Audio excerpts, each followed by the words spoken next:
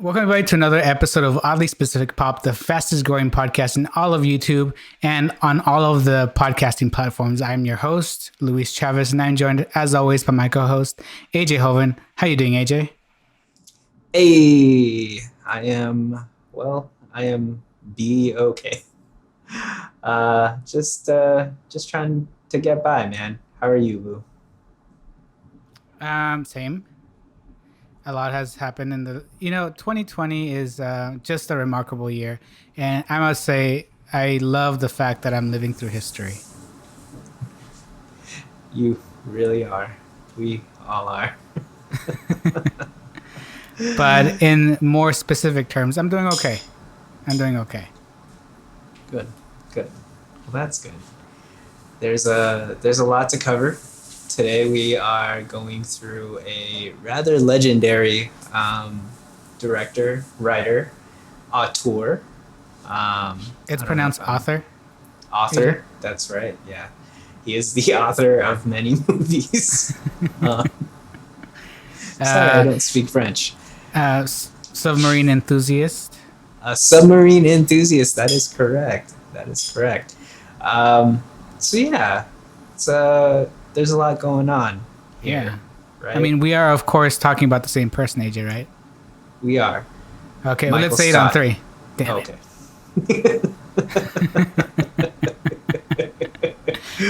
Today, we're going to be talking about James Cameron, one of the most renowned filmmakers around, who's still doing it at the ripe old age of 65. Hey, he's a lot younger than I thought he was. Mm-hmm. Mm-hmm. I mean, I knew this the whole time. I knew it. Yes. He's been around forever. He's done a lot of folks' really favorite films. In fact, I've pulled up his IMDb here, and as we get into it, I'm gonna tell you that I forgot he did one of these films, and it's hilarious because I also really love that film. But yes, he's a really interesting director. I think hard to peg in terms of a style, and just really, I mean, some groundbreaking stuff. So I'm excited to talk about it. So yeah, but we've got a little bit of news to kick us off, right, Lou? Well, not so much news as it is something that I don't think we've talked about personally, even though we talk all the time. But finally, on Disney Plus, something worthwhile for a long time. Finally something All with that- the $12.99. Oh my gosh! Finally, one day, it's a little engine that could, right? They finally got there. Yeah. Got it over the But line. on July 3rd, the Hamilton original cast is going to, well, they're not going to be recording. They recorded a live version of the hit Broadway musical Hamilton, and they're streaming it on Disney Plus. How about Yes. How about that? And for those of you that are worried, because Hamilton, the cast recording, did come with the E for explicit. There was some strong language used throughout. According to Lin-Manuel Miranda, they removed 2 of the strongest words. that? Oh. So it is listenable to everyone. Which Not makes sense ages. because it's on Disney Plus. I don't know, AJ. I thought it was going to be full because, I mean, isn't it only like 1 or 2 like hard Fs in that musical? He said 3 in his Twitter feed, and he said that once you use 3 Fs, you get the R rating, and so in order to like avoid it, he dropped 2 Fs, is what he said. So maybe he only has 2 anyway, but I don't know why he brought up the 3 Fs if he wasn't going to get the R rating anyway. So I don't know. But anyway, I am very excited for this, AJ, because we are going to be live tweeting it, and we're going to record ourselves watching it for the first time. I have made some very hard-reaching promises in my lifetime, but this is the most, by far, the most troubling. This might be the most trolling. I know my wife is going to be really upset if I were to watch it without her. So we're gonna have to take the negotiations off air. We'll see. But I'm really Oh, excited. man. I did not expect it, honestly, that announcement, because it was supposed to be coming to theaters, I believe, this fall, right? In November or next No, fall. I thought it was next year. It was Next, supposed yeah. to be Oh yeah. 2021. Oh, Yeah. that's right. And then the announcement came, what, like 2 months ago, sometime during quarantine, Yeah. because every day is the same at this point until July 3rd, and then that day is totally different. And so I remembered thinking to myself, like, that was incredible to hear, because,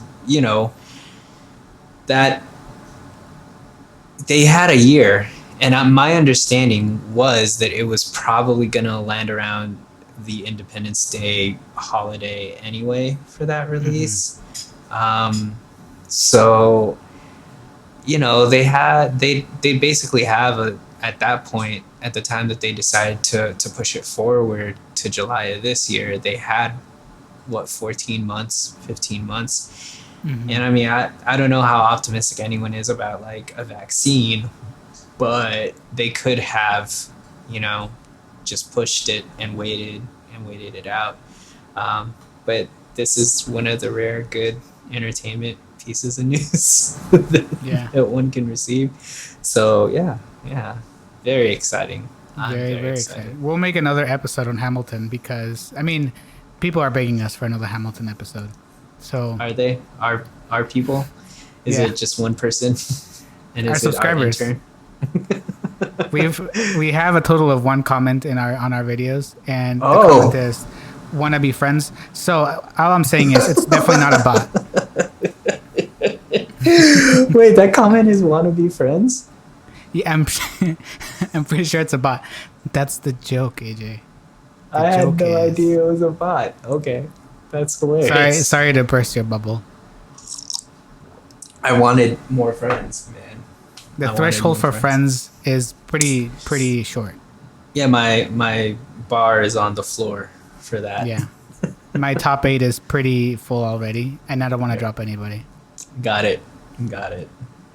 Also, if you have that T-Mobile top 5 service, don't want to drop anyone out of that too. A lot of things Uh, to consider here. A lot of moving That's parts. true. That's true. But hey, that was my big like. I can't wait to talk about this because it's something I did not expect coming from Disney, and it's a welcome addition to Disney Plus. But today's episode is all about James Cameron, or JC as I like to call him around my house. Oh, we're gonna get a lot of complaints from religious folk. We're both Catholic. That's the funny part. But yes, JC, the only It's JC. it's pronounced like Jay Z, so maybe. So Nice. I just want to make as many people unhappy as possible. Got it. Jay Got Z it. fans, others. Fans of Jesus Christ. Fans of Jesus Christ Superstar. Fans of JC Chazé. Got it. Yeah, the unsung hero of NSYNC. But anyway, AJ, Mm. we're gonna be talking about James Cameron. So let's talk a little bit about it. Are you a big James Cameron fan? I don't know that I could classify myself as a big fan. When it comes to directors, like, I'm relatively late to sort of being someone who consumes film as a medium, and sort of, like, I don't know, uh, likes to sit with these pieces for longer than just entertainment, right? So it's relatively new, and so my list of, like, filmmakers at the moment that I feel like anytime I hear of a release, they're all relatively new. You know, Barry Jenkins, who did Moonlight and If Beale Could Talk. Right now, Lulu Wang after The Farewell, Greta Gerwig, Denis Villeneuve, the director of Sicario, Arrival, and other things. He's got Dune coming out. I think next year or the year after with Timothée Chalamet. And so, yeah, like the collection of directors that I kind of want to keep an eye on. Oh, Chris Nolan, that I want to keep an eye on is relatively, recent and contemporary. Alfonso Cuarón, as well.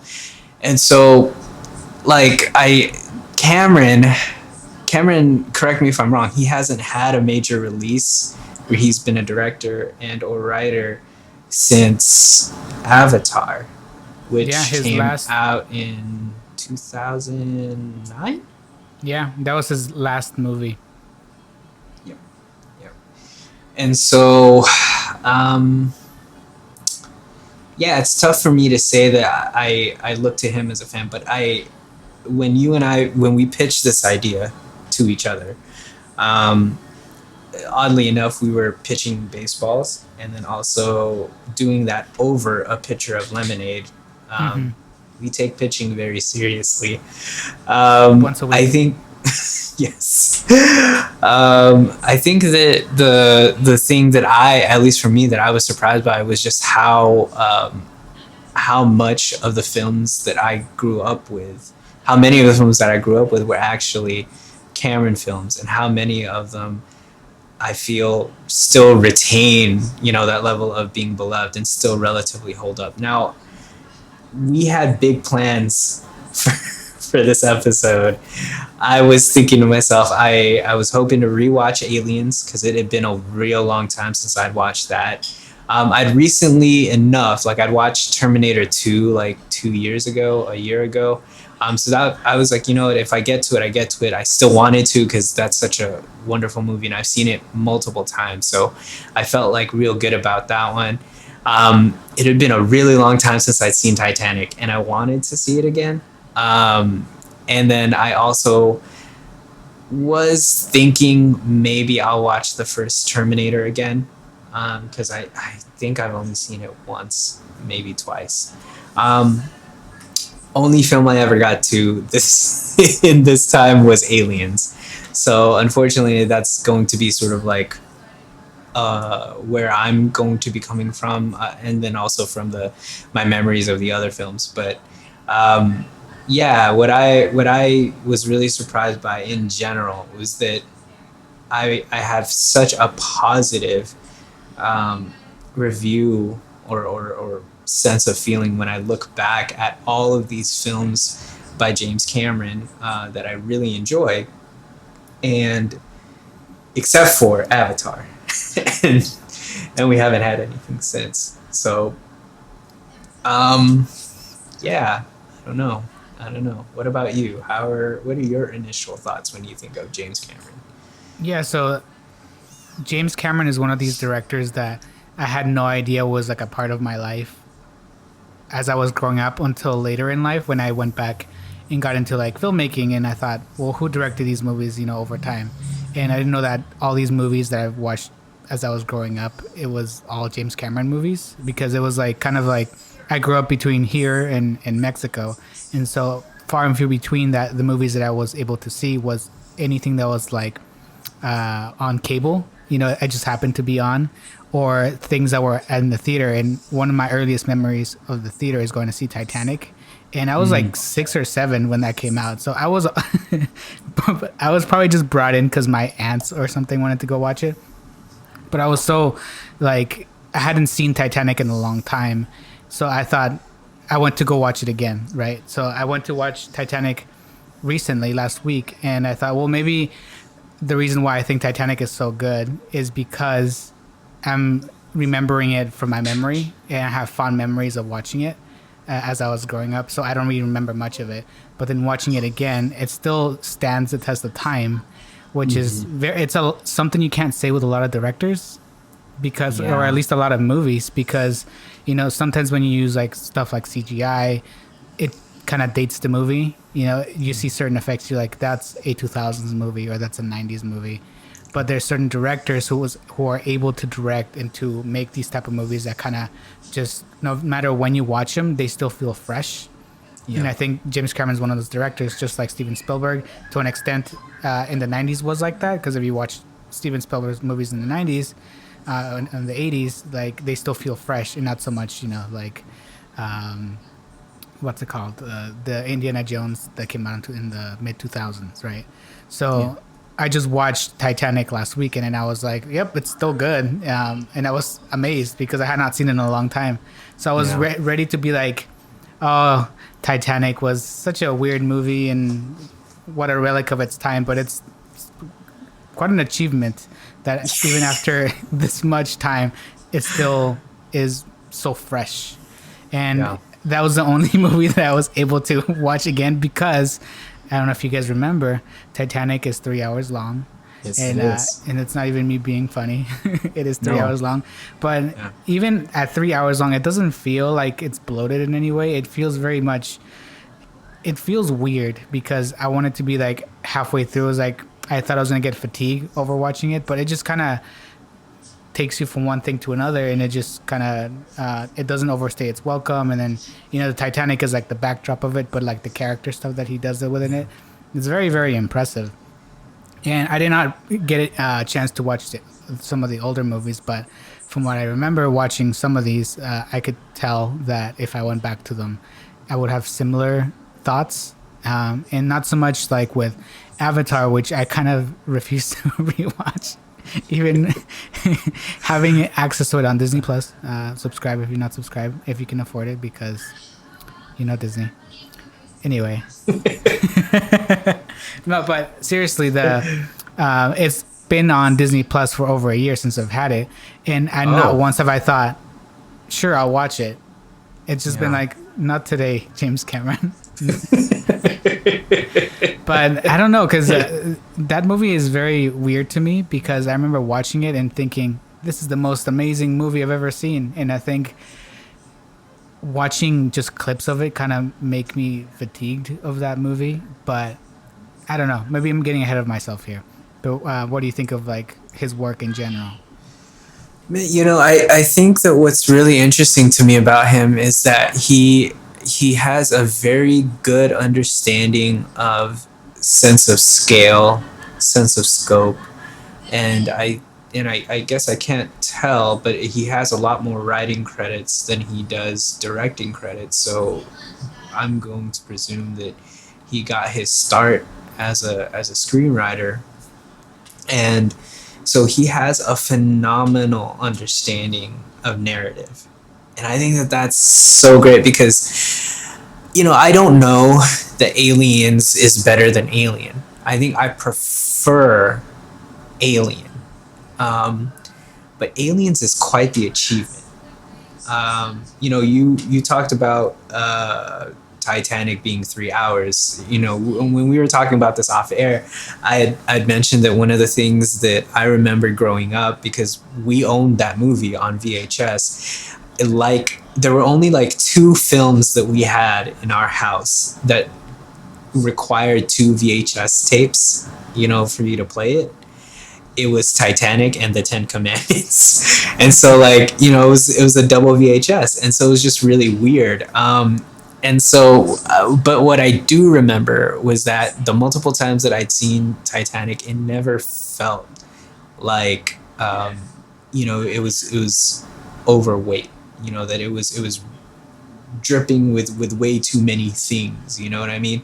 And it's funny because part of the reason why I only had time to watch Aliens was because Aliens is 2.5 hours long. And I'm usually the type that's kind of like, anything over 2, you really have to earn it. You have to earn every single minute.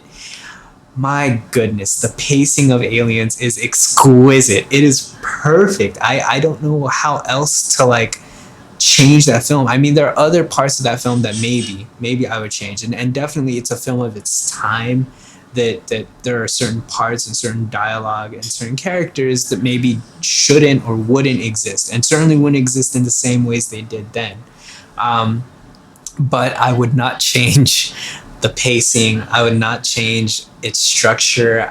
There's really little that I would say structurally is wrong with the film, and that was really what stunned me, because how often do you get, you know, and I mean, we saw this with the sequels for Star Wars, right? How often do you get one film that kicks off the franchise, followed up by another, you know, with a different director, and then you could argue, you could make the case that this second film, the sequel, might be better, or at the very least, you know, stands side by side with that first film as an absolute treasure, you know? Like Alien, the original, is very cerebral and psychological, and it's more of a horror film. And Aliens is much more action. There's still horror elements. It's definitely still pretty creepy, but it's a lot less atmospheric. And so the tone of the film is different, but he understands those characters so well. And in particular, he understands Ripley so well, which was the lead character in the films. And I thought that what he did with that character in particular, the arc that he gave her in Aliens was, it's a treat, man. I don't know. I got done with that film and I was just like, wow, James Cameron. I kind of feel like he's underrated, and I wonder if part of it is that it's that fatigue from Titanic, because Titanic won everything the year that it came out, and it was like the biggest film, you know, of all time up until Avatar came around, right? Or did something else come in between there? But Avatar came in and sort of, you know, took those money records again, and so, you know, like, here's this really, really talented technical director and writer who is suddenly living at the top of the financial heap too. Like, he owns like blockbusters, and like, you don't expect a 3-hour film to be a blockbuster. Like, I don't know how many films could come out like that today, you know, and command the box office in the same way. I do think that if he released Titanic today in the same cut as a new film, I bet you it would still do heavy numbers, because it's a fantastic project, right? So yeah, man, I don't know. I find him just to be a very interesting director. And when you move from Aliens and you go to like the Terminator series, he's visually always been an innovator. I think Terminator 2 was one of my most beloved films ever, and then like right at the top for science fiction films. And the T-1000 effects were, they still are. I don't know if you've seen them, if you've looked at like any clips even like recently. Those effects hold up. Yeah. And that's a film from like 1991. Like, it is an incredible technical achievement what he did there, and the story is fantastic too. And again, like, he's got great characters in that. And then when I was pulling up his IMDb, did you ever watch the film True Lies? No, I didn't. It's a great movie, and he directed that film, and I had no idea. James Cameron did True Lies, Terminator 2, Terminator Aliens, and also he wrote Rambo First Blood Part 2. He wrote and directed The Abyss. Yeah, man, this guy is just, he's next level. So yeah, I enjoy his work. Yeah, and that's what makes, I think, Avatar so interesting, right? Because it's such that movie feels very 2009, every clip that I remember watching it. But I don't think it's James Cameron's fault per se, because he, like you said, he's kind of a master of story, right? So my guess, if I had to like kind of wonder where it kind of fell apart, was, I know behind the scenes there was a lot of world building for Yep. the world of Avatar. So my guess is James Cameron already had in his mind that this was going to be something that's going to be expanded upon.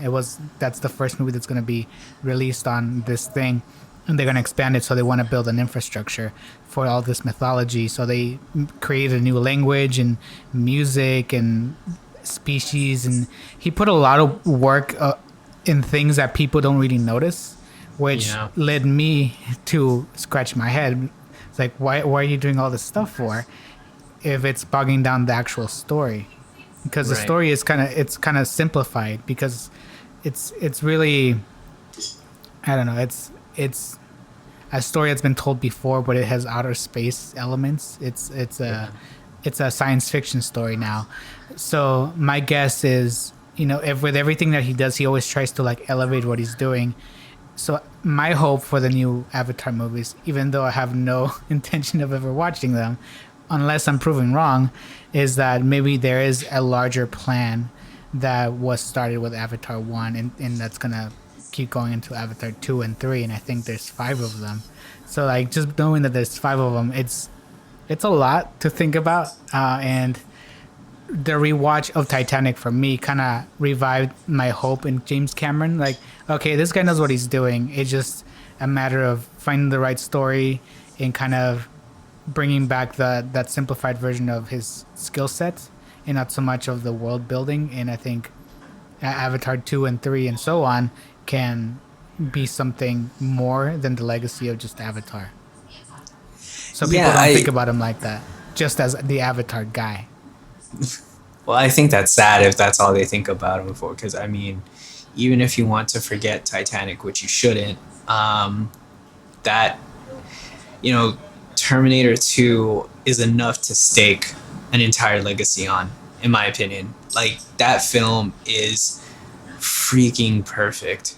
It is so good. And, one of the things that I think links the great films, or the films of his that I've really enjoyed, is that he understands the relationships in people. You mentioned it in Titanic, which is that the Titanic is the backdrop for the drama between Jack and Rose, right? In Aliens, the discovery and then the sort of being marooned on a hostile planet with hostile beings is the backdrop for Ripley, among other things, dealing with like having lost so much. So it's like it is a lot of film about grief.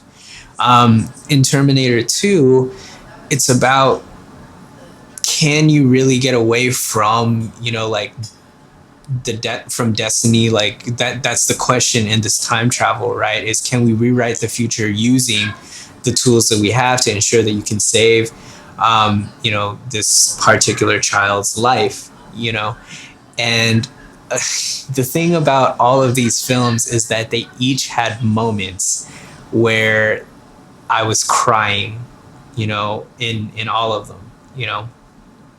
Jack and Rose, I'll Never Let Go, of course.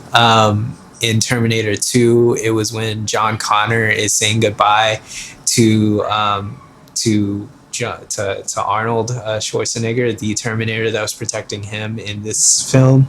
And then in Aliens, it was the scenes between Ripley and Newt, who was basically a stand-in for the daughter that she never got to know because she was in hypersleep for like 50 or 60 years, And so like the thing that grounds James Cameron's successful works for me has always been that he had space and knew how to weave those characters together to give you emotional resonance. And it allowed him the space to do all this world building and all this like narrative stuff, that was pulling our attention away from all of that, because you were grounded as a viewer in the very resonant and intimate, struggles of the main characters.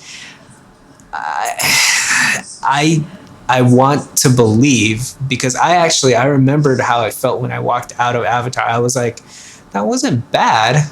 you know. Like, I think that that was like my response. And then I just saw like everyone be like, oh man, it was terrible. And I was like, no, I don't know that it was terrible. I just don't think that it all worked at the same level that like the Cameron films did. And I'm not sure what it is because I haven't gone back to rewatch. Part of me feels that this may have been the one time where he did do too much and it was too long a film, because if I recall correctly, that also clocked in at like over 2.5 hours, right? Something like that. Um, and and then also uh, it may have been that you had so much of the interaction taking place between like CGI characters and not so much like human beings, you know. And that may tell us more about ourselves than it does about the film, but I think that that's something that he wasn't able to quite come over. I'm hoping that it is really what you say though, that, you know, because I remember I didn't know that he had 5 Avatar films planned.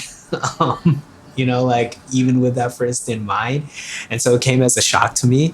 But I think that if you're looking at a structure for writing, like if it's a 5 film series, then yeah, that first film is going to do way like a ton of heavy lifting on exposition. And so I'm hoping that when we get the other ones, maybe we'll be able to go back to Avatar and be like, oh yeah, you know what, for the most part, a lot of this stuff worked, and the things that didn't were because it was in service of, you know, these other films, which, you know, I mean, I tend to believe that he gets better with each film that comes out, you know, in a series. So we'll see, I guess. Yeah, and it's weird because the Avatar 2 was originally supposed to be released in December of 2014, Right. which is a long time ago. Right. I, oh, how young we were. I got married in 2014. So I'm super curious because, you know me, I love to see the behind the scenes and the production of things. So I'm so curious what has been the delay between the release date originally in 2014 all the way to now. The release date will be in a couple of years, and like I said, there are 5 sequels, or the Avatar series will be 5 films if they all end up being made. So I'm super interested what the story is going to be that warrants 5 total movies, because historically, like we keep mentioning, James Cameron is very much into story and kind of elevating his previous work if he's doing a sequel, because, you know, like you said, he's done Aliens and then Terminator 2. Even though he did do Terminator 1, he kind of took elements of the first film and then just kind of flipped it on his head and kind of put some new fresh ideas into the films. So I'm super curious on what the intent is on his career moving forward, because that's a big chunk of a career to be focusing on one franchise. And historically, James Cameron is not like a franchise type of director. So He's for not him a to be tentpole guy. yeah, to be putting this much effort into Avatar specifically, it's very interesting. Yeah, it feels like it's a passion project, which I think I got. You know, like if, from what I remember in the film, like it felt like it was lovingly made, which you get with a lot of his films. You know, the ones that I've seen, it doesn't feel like it's careless or thoughtless. And there was definitely a lot of um, just a lot of energy poured into it. I'm and I don't even know necessarily that he intended to build it as a franchise. I think what he saw was this is just an epic, you know. Mm-hmm. And if you're going to go by the standards of an epic, then, you know, five films, 5 books, like that makes sense, you know. I don't know. It's tough because, you know, you and I are both creatives, and we both really, you know, I guess I shouldn't say that. I don't know. I don't want to speak for you, but like I know that when it comes to my creative output and passions, I like to have the space to be able to chase the muse wherever it goes, right? Um, and in many ways, I think that even as the first Avatar, maybe fell or came up a bit short on a few things, I am envious of, um, a big name director staking I mean, so far into his like career too at that point. I mean, like, he didn't have to. He could have sold Yeah. out. He could have done anything at that point.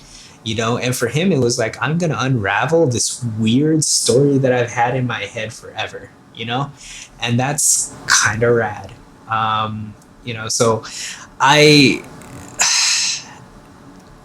I am envious of being able to do that. I'm envious of the courage with which it takes to do that. And then I'm very, very inspired by the fact that he still wants to make the other films because he believes in that story, which I think that, again, going back and seeing that he probably cut his teeth as a writer and he probably fancies himself a writer before a director.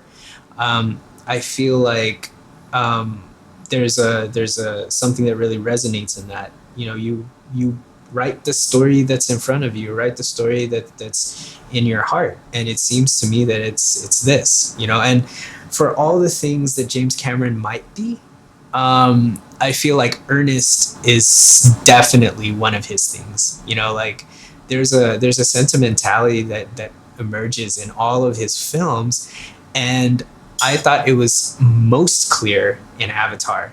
And maybe that also put people off because, like, what was the name of the thing that they were like taking from the planet Inobtanium or something like that? Like, it's dorky as all get out because it's so obvious, but also because it's pouring out of him. Like, this is something that he cares about so much. And so there's a part of me that kind of feels like, oh, James, you big dork, relax for a second. Just, it's okay. But yeah, no, I want to think and I want to believe that this film's going to be a solid one. I don't, or Yeah. the set of films that's coming is going to be a solid one. I don't know if it will be, but James Cameron deserves a lot more, a lot better than to just be called the Avatar guy. Because, good God, he's given us some of the best science fiction films like that the canon has ever seen. That genre has ever seen. So, No, and I agree because I mean, if you look at his filmography, and it's in a whole, it's a lot of science fiction stuff, but also the period where he was really into the Titanic, it showed because not just because he made Titanic and it was one of the biggest movies of all time, but he also made a documentary about the Right. Titanic called Ghost of the Abyss. Right. So everything that you say is true because here's a guy who goes all in with his projects. So, and there's a lot to say for a director that goes all in because in the industry you see oftentimes of directors who just kind of, they're like, this is my niche, this is what I do, and if whoever wants me to make a movie in my style, then I'll do it. And at that Correct. point, like, then why are you directing films for? I mean, if that's what you're doing, cool, that's your thing, but there's a lot to say for directors that still want to go above and beyond and kind of do films the like in a passionate way. Yeah, I agree, and I think that James Cameron, when he runs into a wall or an obstacle, like narratively, at the very least, he's going at full speed when he does it. And you have to appreciate the effort. Yeah, I don't know. I appreciate the heck out of his films. He's an interesting filmmaker. So yeah. Yeah, no, I agree, and I mean, go watch his work if you have not seen James Cameron stuff in a while. Yes, please do. Please watch Aliens. The Alien franchise is really, really good. Oh my God, I forgot how good it was until I rewatched Aliens, and I was like, my goodness, this is amazing. And then Terminator 2 was on TNT and TBS like every day while I was a kid, and so I must have seen that film like 1,000 times. Terminator 2 still rocks. It's still so good. So yeah, at least go see those two. And then True Lies is really, really awesome. Jamie Lee Curtis is great in it. I'm pretty sure Tom Arnold makes an appearance. Arnold Schwarzenegger. He's a spy and she doesn't know. It's pretty great. It's pretty great. Yeah. So yeah, well, that brings us to the end of our James Cameron discussion. Before we do move on to our favorite segment of every week, we do want to note that we're recording this on the day, I believe it's the day that Joel Schumacher has passed away. Speaking of underrated filmmakers, I feel like Joel Schumacher is kind of one of them, especially because he made perhaps the most underrated Batman film ever. Batman Forever is, in my opinion, it's like the best Batman film. It's tough because the Nolan films and then the first Burton film are really, really good. But Batman Forever was phenomenal front to cover, and it gets really, really pooped on for, a lot of different reasons. Some of them silly, some of them maybe more serious. But one of the reasons why Batman Forever stands out for me is that I feel like Val Kilmer's Batman was one of the best performances of that character, both as Bruce and as him, the Kid Crusader. And so, anyway, my thing is to celebrate his life. I'm probably gonna go rewatch Batman Forever and enjoy that. So yeah, rest in peace, Joel Schumacher. Did a lot of great movies. Okay, so now we are at the things that are bringing us joy. Lou, what's bringing you joy this week? Well, something that I've been doing this week, which I don't often do, and as a escapism, as a form of escapism, AJ, I've been playing some video games lately, and it started with Animal Crossings back in March and in April. But now, with the release of, I don't know if you are familiar with the Last of Us franchise for the PlayStation. So the PlayStation, the Last of Us is a little video game that it takes place in the future after a pandemic has wiped out everybody, and now people are trying to survive in a lot of different ways, and it's just a post-apocalyptic world. So I've been retreating to this. So you're world. doing a documentary. Yeah, basically. So The Last of Us was a big game a couple of years ago, and I didn't play it until last year, and I really got engulfed into the story because you don't often see that in video games, linear played video games anymore. It's all like third-person shooters or multiplayer online, stuff like that, and I've never been really that much into that kind of thing. So Naughty Dog, the developer, they do the Uncharted series, which is a lot of narrative story-based games, which I really, really like. And so I knew that The Last of Us was kind of like horror thriller, so I didn't want to play it. But just with everything that's horror and thriller, I avoided it for a long time, and I ended up really enjoying it. So I really, really enjoyed the game last year when I finally played it. And it's a very, very beautiful story. So the newest installment, The Last of Us 2, was released a couple days ago. So I've been really going through it, through that game, and it's very, very good. And it's gone through a lot of controversies in the gaming community for some reason. I don't know too much about it because I've been trying to avoid spoilers because I really like the story. But from what I know, it has something to do with main characters, but also the lead character is gay. So I think that's another aspect of it that maybe a lot of people are not too happy about. But so far, I really enjoy this game, even though it mirrors a lot of what's happening right now.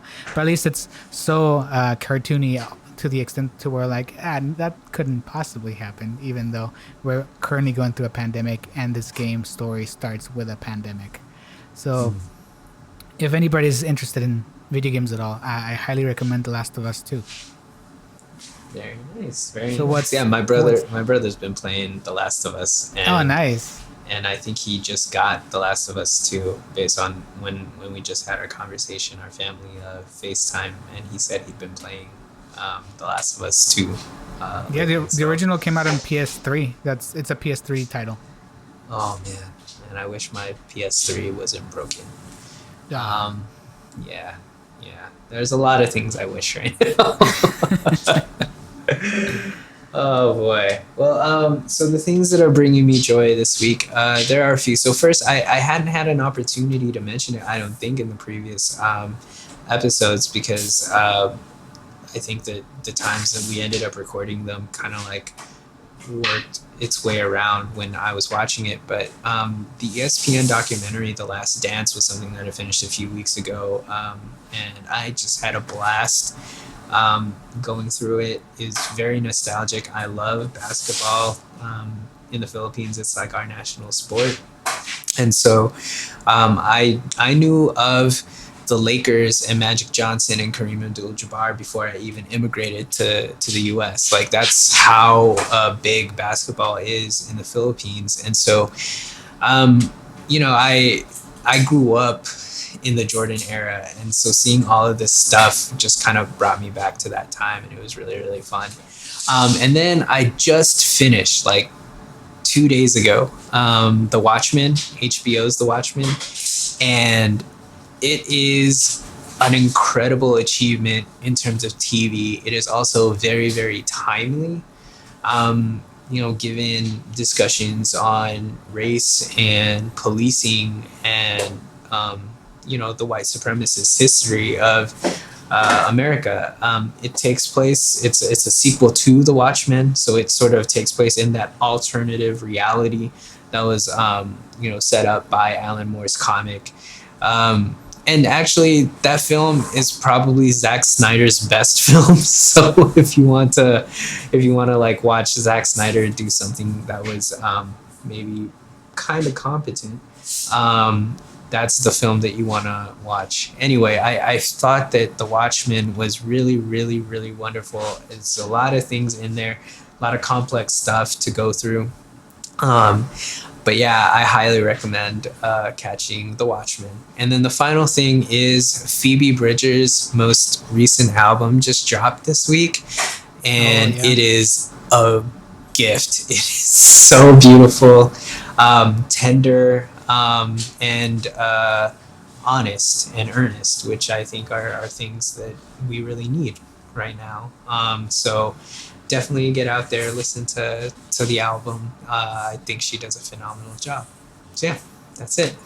I mean, and speaking of which, Anderson .Paak also has a new song out, as does her. Yeah. Okay. Which both are, I mean, they're awesome songs. I know Beyonce also released a track. I wasn't like the biggest fan of it, but I know she also released something new called The Black Parade this week. Yeah, Anderson .Paak, I really, really like his new single Lockdown. And her, I don't listen to a lot of her stuff, but every time I do, it's great. She released a song called I Can't Breathe. And it's half spoken word, half a song, and it's a great song. Okay, I didn't know that. I'll check them both out. That's awesome. All right. Well, thank you all for sticking with us as usual. Please do like and subscribe. Wherever the subscribe button is here. And if you are getting to us via the podcast route, please do like, rate, and subscribe. If you rate us and then do a little summary, that actually helps to bump us up in the charts, and so that would really help us because we are still wanting to get that MeUndies money. Yeah, so that's why we're everywhere, AJ. Out. That's why we're audio form on YouTube. I mean, for our YouTube listeners who are also watching us, if you're listening to us on a podcast form and you want to see us on YouTube, this is the only place you'll see me do this. Yep, there you go. And if you're listening to it, you don't even know what it is. You don't even know what it is. I'm not gonna spoil it. I'm not gonna spoil it. Yeah, you gotta watch it on YouTube. So anyway, y'all, thank you guys so much. We look forward to seeing you guys again next week. Peace out. Bye.